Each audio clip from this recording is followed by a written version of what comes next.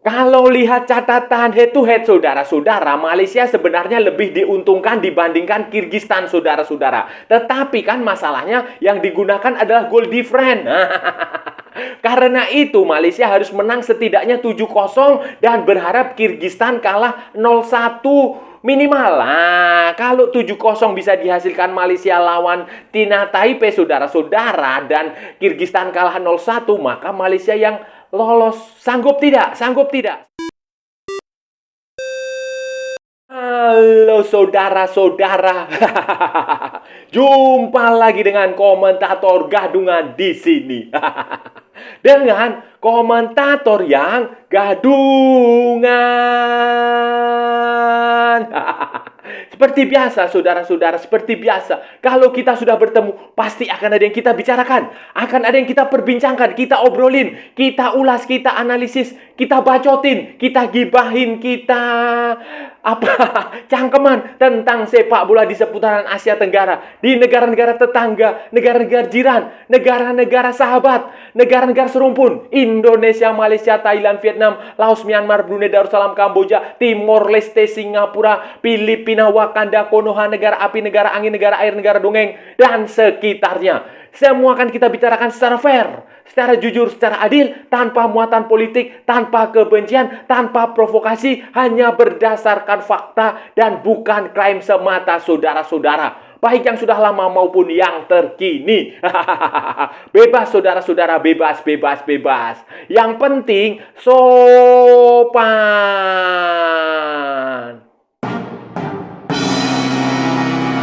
Begini saudara-saudara, jadi begini, setelah matchday kelima saudara-saudara, matchday kelima di kualifikasi Piala Dunia 2026 zona Asia di grup D saudara-saudara, hasilnya adalah Oman menang 3-0 melawan Cina Taipei, sementara Malaysia dan Kyrgyzstan bermain imbang 1-1 di Bishkek. Imbang 1-1 di Bishkek. Itu berarti saudara-saudara, Oman itu tetap berada di puncak klasemen dengan 12 poin. Diikuti oleh Kyrgyzstan dengan 10 poin dan Malaysia dengan 7 poin. Sementara Cina Taipei itu di posisi paling bawah dengan 0 poin saudara-saudara, dengan 0 poin. Dengan kondisi seperti ini saudara-saudara, dengan kondisi seperti ini berarti penentuannya akan terjadi pada pertandingan terakhir tanggal 11 Juni 2024. Pada tanggal 11 itu, saudara-saudara, Oman akan bermain di Muscat melawan Kyrgyzstan. Sementara Malaysia akan bermain di Stadium Nasional Bukit Jalil melawan Cina Taipei, saudara-saudara. Segala kemungkinan masih ada, saudara-saudara. Segala kemungkinan masih ada, khususnya yang melibatkan Malaysia dengan Kyrgyzstan. Malaysia masih bisa lolos ke babak 16 ke putaran ketiga, ke third round, ke pusingan ketiga kalau mampu mengalahkan Cina Taipei, saudara-saudara, mengalahkan Cina Taipei dengan skor. Ini masalahnya, saudara-saudara. Dengan skor yang cukup besar, saudara-saudara, dengan skor yang cukup besar, selisih gol yang cukup besar, saudara-saudara. Ya, kira-kira 7-0 sajalah. 7-0 saja cukup, saudara-saudara. 7-0 saja cukup, Malaysia akan bisa lolos ke putaran ketiga jika selain 7-0 saudara-saudara, selain 7-0 Malaysia harus berharap bahwa Oman mengalahkan Kyrgyzstan setidaknya 1-0 saja. Kalau Kyrgyzstan kalah setidaknya 0-1 saja, saudara-saudara. Kalau Kyrgyzstan kalah setidaknya 0-1 saja, saudara-saudara, maka selisih gol, gol difference antara Malaysia dan Kyrgyzstan itu akan sama. akan sama dalam poin yang sama juga. Kalau dalam kondisi seperti ini berarti akan berlaku prinsip head to head.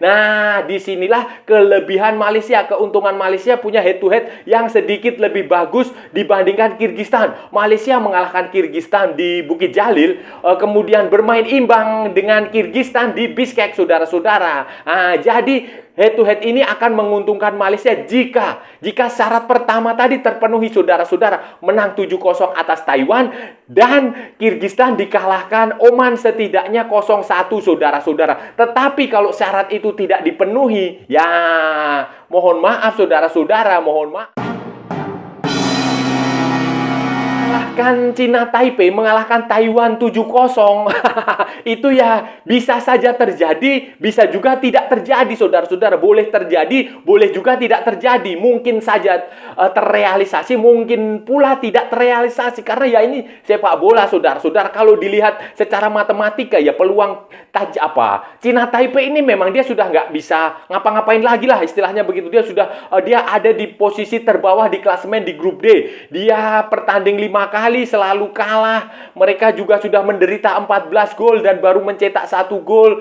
Poinnya juga masih kosong, saudara-saudara, 0 poinnya. Jadi secara teori, saudara-saudara, ya Taiwan ini sudah tidak punya harapan lagi, saudara-saudara. Dan biasanya tim yang sudah tidak punya harapan seperti ini ya dia nggak bisa ngapa-ngapain lagi lah. Dia hanya memainkan sebagai formalitas saja lah. Formalitas saja. Kalau mungkin dia punya stok pemain-pemain muda misalnya, dia bisa mencoba pemain muda dia untuk tampil di sini, untuk mencoba pengalaman. Dan ini akan menjadi kesempatan besar bagi Malaysia untuk menang. Kalau saya yakin nih, feeling saya Malaysia pasti akan mengalahkan Taiwan, saudara-saudara. Kemungkinan besar. Karena di pertandingan pertama waktu main di home-nya, di kandangnya Taiwan, di Cina Taipei sana, Malaysia juga menang walaupun skornya tidak terlalu besar.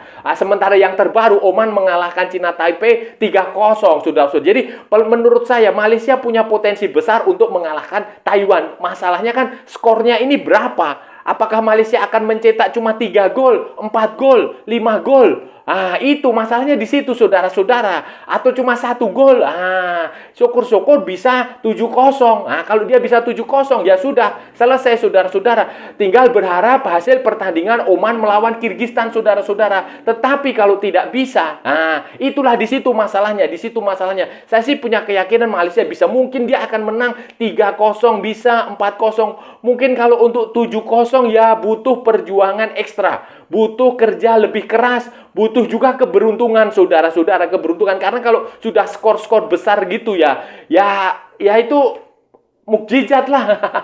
Butuh keajaiban. Tetapi kan sepak bola itu terkadang ada unsur-unsur surprise-nya, ada elemen of surprise, ada kejutan, ada keajaiban yang bisa saja tercipta nanti di pertandingan tanggal 11, saudara-saudara. Saya, saudara-saudara, kalau menurut saya Oman itu kemungkinan besar dia akan bisa mengalahkan Kirgistan. Karena pertandingan melawan Kirgistan ini bukan tentang lolos dan tidak lolos. Karena Oman ini dia sudah pasti lolos, saudara-saudara. Dia sudah pasti lolos. Dia sudah udah lolos lah. Sudah lolos. Dia sudah ada di puncak klasemen grup D dengan 12 poin dan dia sudah pasti lolos, saudara-saudara. Kan sekarang masalahnya adalah Oman ini dia akan mencari peringkat pertama grup. Peringkat pertama grup itu akan berpengaruh terhadap nanti drawing ketika di putaran ketiga. Di third round itu akan berpengaruh. Dia akan masuk ke dalam pot unggulan. Ini yang dia sedang cari. Jadi saya bisa pastikan Oman tidak akan mengalah. Tidak akan berusaha untuk tidak kalah. Mungkin saja seri. Kalau seri saya nggak tahu. Bisa jadi. Bisa jadi seri. Tetapi dia pasti akan bermain serius. Dia tidak akan bermain untuk kalah, saudara-saudara. Karena faktor drawing nanti di babak ketiga, di putaran ketiga. Selain itu juga, saudara-saudara, ada gengsi yang coba dikejar oleh Oman, saudara-saudara. Kalau saudara-saudara tahu, waktu Piala Asia 2023, saudara-saudara, Oman itu gagal lolos ke 16 besar itu karena bermain imbang dengan Kirgistan. Ini masalahnya, saudara-saudara. Ini jadi kemungkinan besar para pemain Oman ini akan berusaha untuk membalaskan membalas dendam lah, membalas kegagalan waktu di Piala Asia. Jadi ini akan menjadi pertandingan yang menarik bagi Oman. Mereka pasti akan serius, mereka tetap akan menyerang, mereka tidak akan membiarkan Kirgistan mencetak gol. Mereka akan membuat Kirgistan menderita, saudara-saudara, sama halnya seperti saat mereka membuat Malaysia menderita di Muscat, atau Taiwan menderita dalam 2 pertandingan. Itu saja menurut saya, saudara. Jadi tidak usah terlalu cemas, tidak usah terlalu khawatir, tidak usah ragu bahwa Oman akan bermain mata, akan bermain akan tidak serius menghadapi Kirgistan. Pasti mereka akan serius dan keyakinan saya mereka akan bisa menang, saudara-saudara, bisa mengalahkan Kirgistan ya mungkin 1-0, 2-1 atau 2-0 bisa saja, saudara-saudara. Itu saudara-saudara, karena itu nasib Malaysia itu harus ditentukan oleh Malaysia itu sendiri. Harus ditentukan oleh Malaysia itu sendiri, tidak usah berharap banyak kepada Oman dan Kyrgyzstan. Percayalah Kyrgyzstan itu pasti dikalahkan oleh Oman. Kalau agak sedikit tidak beruntung ya paling hasilnya seri ya. Kalau hasilnya seri, Oman Kyrgyzstan seri, ya Malaysia out lah. Tetapi percayalah Oman pasti akan berusaha untuk mengalahkan Kyrgyzstan dengan serius. Nah, karena itu saudara-saudara, kini sekarang apa, bola itu ada pada Malaysia. Malaysia harus menentukan nasibnya sendiri dengan menghadapi Taiwan, dengan menghadapi Cina Taipei. Harus bisa menang besar. Itu saja saudara-saudara. Dan untuk bisa menang besar 7-0 itu kan berarti harus mencetak 4 gol di babak pertama, 3 gol di babak kedua, atau 3 gol di babak pertama, 4 gol di babak kedua. Dan harus konsisten saudara-saudara. Harus konsisten secara menyerangnya. Menyerangnya harus konsisten sejak menit pertama, sejak kick off itu harus menyerang. Dan itu harus dilakukan. Skema apa? Strategi, taktik ofensif, game plan apa yang ofensif itu harus dimiliki, harus ditanamkan di benak para pemain Malaysia. Kim Pan-gon harus bisa mencari skema menyerang atraktif saudara-saudara, efektif. Jadi manfaatkan semua kesempatan mencetak gol dari semua sektor lapangan. Bola free kick, kemudian corner kick, kemudian syukur-syukur bisa dapat penalti. Kemudian semua sektor lapangan harus hidup, penyerangan harus berjalan, kemudian Malaysia harus main taktis, efektif, efisien, mencetak gol. Sejak awal itu harus bisa. Kalau saya gini loh, kalau di babak pertama Malaysia tidak bisa mencetak 3 gol minimal saudara-saudara, saya ragu Malaysia akan bisa memenang 7-0. Tetapi kalau Malaysia bisa mencetak minimal 3 gol atau 4 gol saja di babak pertama, dan mungkin 10 menit awal bisa mencetak 2 gol atau 1 gol sudah ada di 10 menit pertama, itu peluang Malaysia untuk memenang dengan skor 7-0 itu besar sekali saudara-saudara. Kalau pada akhirnya Malaysia tidak lolos, saudara-saudara, tidak lolos ke putaran ketiga, nggak masalah, saudara-saudara. Masih ada kualifikasi Piala Asia. Masih ada kualifikasi Piala Asia. Jadi nanti kalau nggak salah itu ada 6 grup kalau nggak salah, saudara-saudara. Akan ada 6 tim yang akan lolos ke Piala Asia dari jalur kualifikasi, saudara-saudara. Akan ada 6 tim, grup A, B, C, D, E, F. Di sini kemungkinan lawan-lawan yang dihadapi ya akan relatif lebih ringan daripada lawan-lawan yang akan dihadapi, yang sekarang sedang dihadapi di kualifikasi Piala Dunia. Itu saudara-saudara. Jadi tidak usah berkecil hati. Dan kalaupun Malaysia pada akhirnya tidak bisa lolos, saudara-saudara, saran utama saya adalah ganti itu pelatih, saudara-saudara. Pelatihnya diganti. Kalau perlu juga kepengurusan Asosiasi Sepak Bola Malaysia, Football Association of Malaysia itu diganti juga si Dato' Hamidin. Itu kalau perlu letakkan jabatan karena Anda tentu saja sudah gagal lah. Anda levelnya tidak pokoknya gagal kalau dia tidak bisa lolos. Dan Kim Pan-gon juga harus diganti, saudara-saudara. Ganti dengan pelatih yang bisa memahami, yang mungkin saja Kim Pan-gon tidak terlalu sudah mentok, istilahnya mentok itu sudah maksimal menangani tim nasional Malaysia itu sudah maksimal. Mungkin puncak karir dia waktu menahan imbang Korea Selatan di Piala Asia itu saja menurut saya sudah. Jadi ada saatnya kalau nanti Malaysia gagal ya diganti. Tetapi kalau Malaysia bisa lanjut ke putaran ketiga ya dipertahankan, tetapi harus dengan perubahan-perubahan. Karena begini, taktik yang dimainkan oleh Kim Pan-gon itu sangat mudah dibaca. Saya sudah berkali-kali membahas itu. Sangat mudah dibaca, sangat mudah dianalisis, dan terlalu monoton. Dia hanya bergantung kepada pemain yang itu-itu saja. Dan terbukti pada waktu pertandingan melawan Kyrgyzstan di Bishkek, bahkan dia terlambat melakukan pergantian pemain. Padahal kalau dia melakukan pergantian pemain dengan cepat, saudara-saudara, di awal-awal babak kedua atau di pertengahan babak kedua di menit 40-50, mungkin hasilnya akan lain, saudara-saudara. Malaysia gagal lolos ke putaran ketiga, saudara-saudara. Malaysia harus mencari pelatih baru yang ahli taktik, yang ahli strategi, yang punya berbagai macam variasi, yang cerdas, yang cerdik, yang pintar, yang mampu memanfaatkan talenta, mampu memanfaatkan sumber daya Malaysia, sumber daya pemain yang ada. Karena saya melihat Kim Pan-gon tidak terlalu bagus dalam hal ini, saudara-saudara. Dia tidak mampu memaksimalkan. Dia tidak mampu dan lobby dia keluar juga kurang, saudara-saudara. Beda dengan pelatih seperti Sintayong atau pelatih seperti yang dari Thailand itu yang kemarin Manu Polking. Itu beda sekali kualitasnya. Jadi menurut saya, saudara-saudara, kalau Malaysia gagal, ini Kim Pan-gon harus diganti dan harus mencari pelatih yang bisa memanfaatkan. Karena begini, sayang sekali saudara-saudara, kalau saudara-saudara perhatikan perjalanan Malaysia di era Kim Pan-gon itu ya, pertandingan persahabatan, pertandingan uji coba itu tidak dimanfaatkan dengan baik. Pertandingan persahabatan yang seharusnya digunakan untuk eksperimen itu tidak dilakukan oleh Kim Pan-gon. Tidak dilakukan. Dia baik pertandingan resmi yang berbendera FIFA maupun berbendera AFC maupun FIFA Matchday biasa, uji coba persahabatan, itu dia gunakan dengan pemain yang itu saja. Itu kan sayang sekali, saudara-saudara. Pertandingan melawan Papua Nugini. Solomon itu juga dia gunakan dengan pemain yang itu saja, yang bagus, yang tidak ada variasinya. Jadi itu kan sangat disayangkan sekali, saudara-saudara. Jadi setiap pertandingan itu kan harus ada levelnya, level tim A, tim B, tim C ya. Tim-tim yang sekiranya berada di bawah kualitasnya itu harus digunakan untuk mencoba pemain-pemain baru, mencoba pemain-pemain muda. Itu sayang sekali, saudara-saudara, karena Kim Pan-gon kurang berani dengan pemain-pemain muda. Bayangin dengan pelatihnya Thailand yang sebelumnya Manu Polking maupun yang sekarang itu Matasada Isi atau Park Hang-seo misalnya, Sintayong misalnya, itu kan mereka berani sekali menampilkan pemain-pemain muda di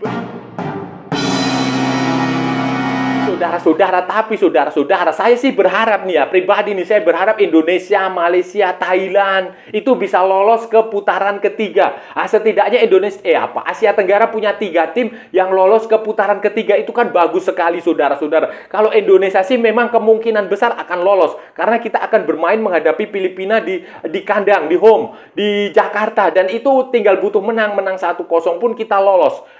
Kecuali kita sial sekali atau sedang bernasib buruk sekali, kalah atau imbang, dan Vietnam bisa mengalahkan Irak, itu beda cerita. Tapi kalau tidak ada kejadian luar biasa, itu Indonesia akan lolos ke putaran ketiga. Nah, masalahnya sekarang Indonesia butuh teman, saudara-saudara, teman dari Asia Tenggara, dan peluangnya ya Malaysia atau Thailand. Walaupun Thailand juga sudah berat karena kemarin mereka ditahan imbang bermain seri dengan Cina. Walaupun nanti Cina pada pertandingan terakhir akan melawan Korea Selatan, sementara Thailand akan melawan Singapura. Nah, ini masih ada peluang sebenarnya, masih ada peluang. Begitu pula Malaysia, masih ada peluang walaupun berat.